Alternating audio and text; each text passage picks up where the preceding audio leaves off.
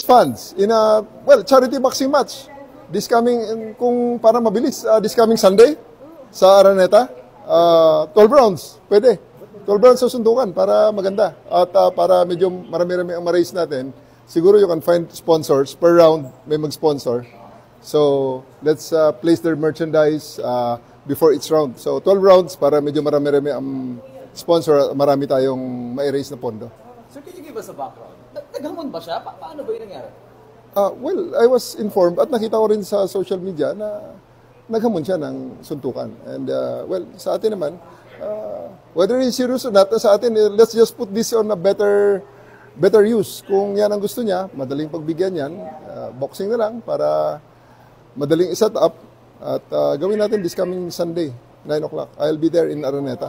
Matapang ka na naman, we have the position pero gusuntukan tayo. Arap ko makaya, bita. Ganun lang. But you're a coward. You are nothing without your position. Sa totoo lang. And nagmamatay.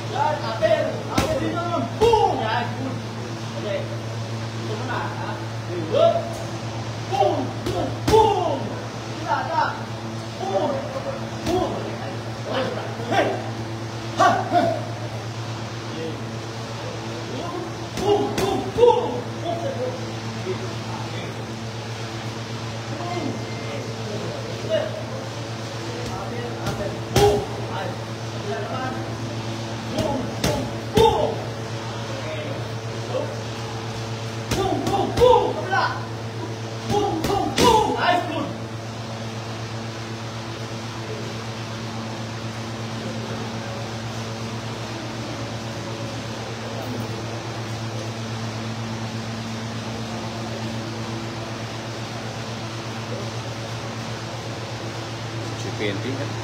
Kondisyon na.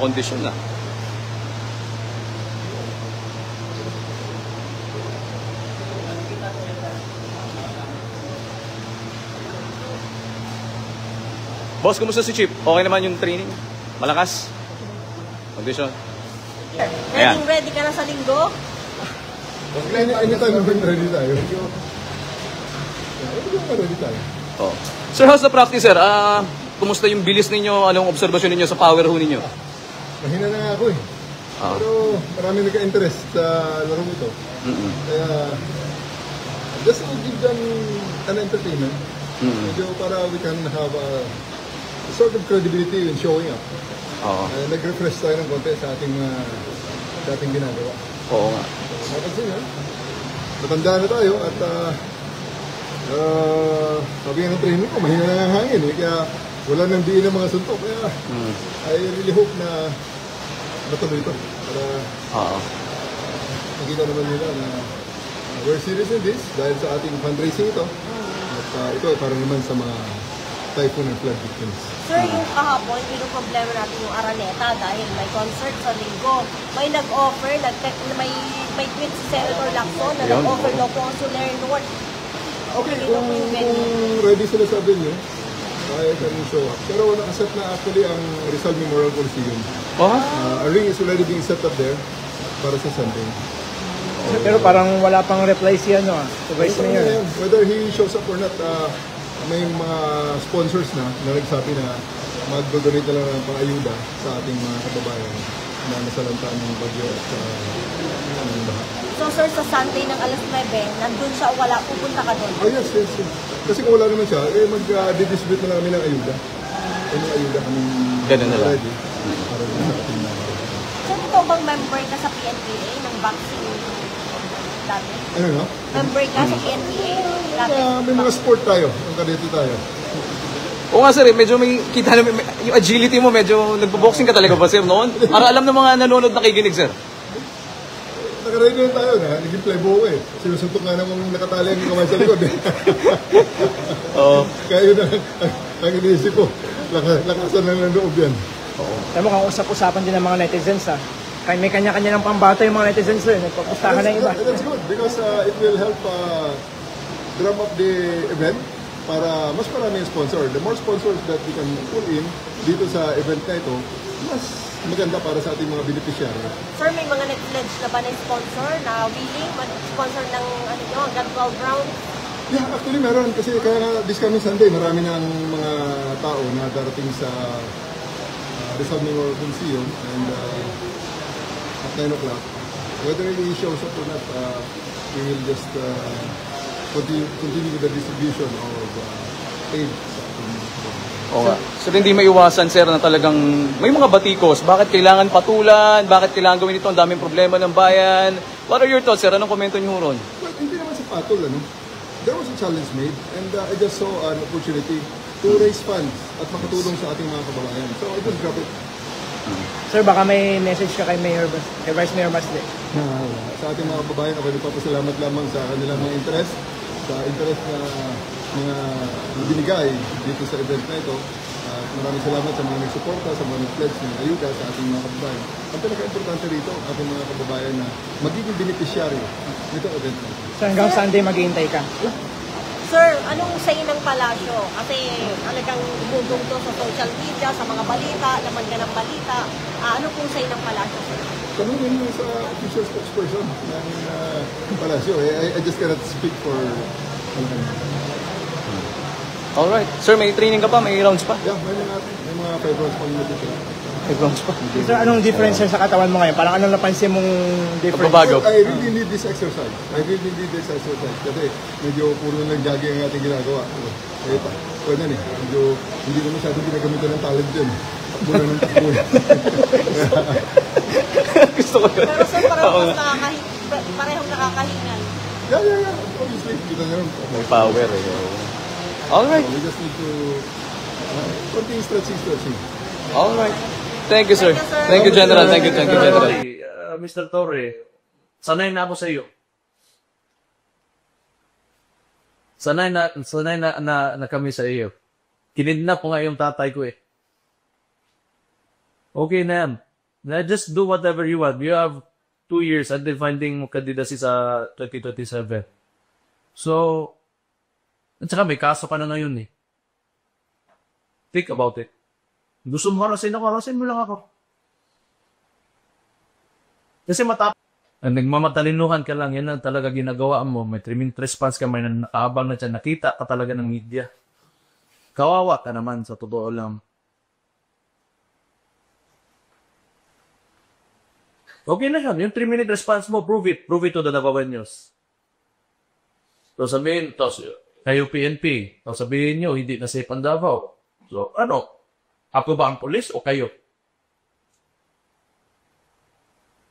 Kung sa index, ang Davao City is third to Chiang Mai in Southeast Asia, why cannot you maintain that? If you cannot maintain that, that means you're not doing your job. That means the PNP is not doing their job. O nangyari yun, who is to blame? Ako o ikaw? Yung back to you mo, hindi ka na nga sumagot ko. Sarap talaga awayin. Totoo lang.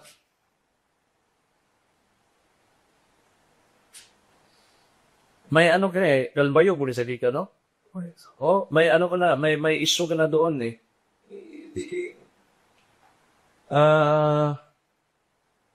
Iba yung ano mo, iba yung ambition mo sa buhay.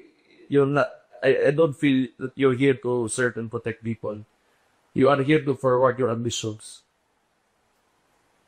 Particularly, kung sino ka man sa administration ni Ferdinand Marcos Sr., you are the general bear. If you do not know history, read it. It's there. It's available for all.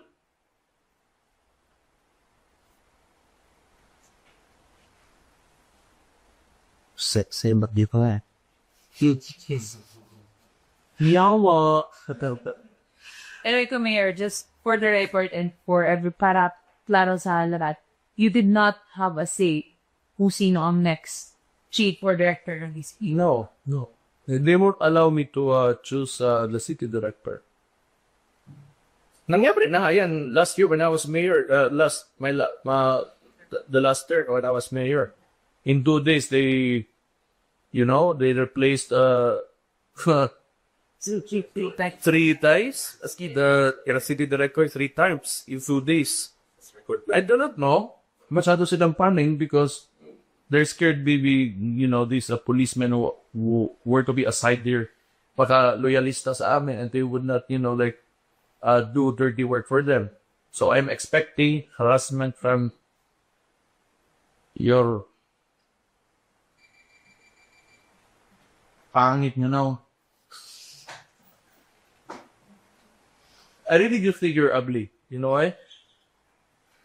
It's not because of your face. Filipinos are beautiful, brown skin, and a lot of foreigners, the Caucasians especially, they like your color, but, the kind of person that you're really fucking ugly. Tas latest of this order. Another thing, Mayor Hana, no? Yung sa key areas.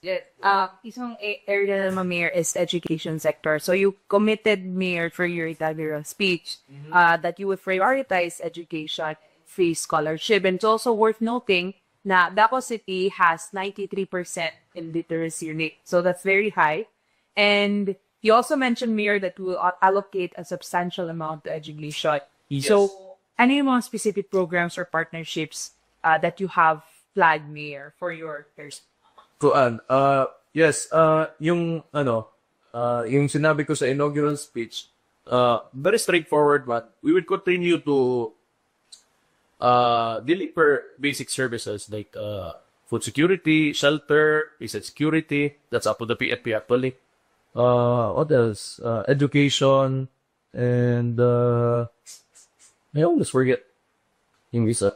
Here, digitalization. Health, yes. And I want to add, it's something that's, it's just theoretical. Digitalization is already part of an LGU's, one of the it's basic already, in terms of, for an LGU to deliver that to the people.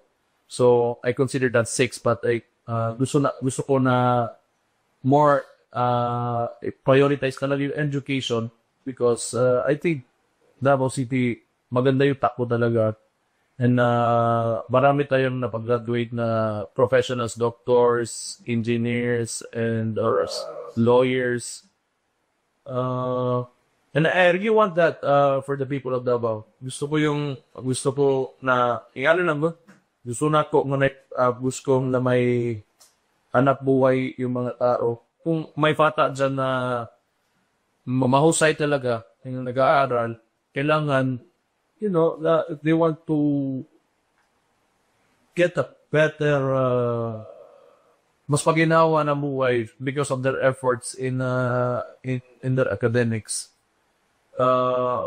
magkakaroon talaga sila ng degree.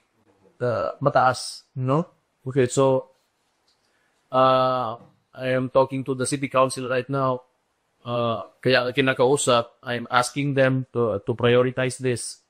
Kaya meron na tayo separation of powers, di ba? So they're the legislative. So that answers yung sinabi na undemocratic.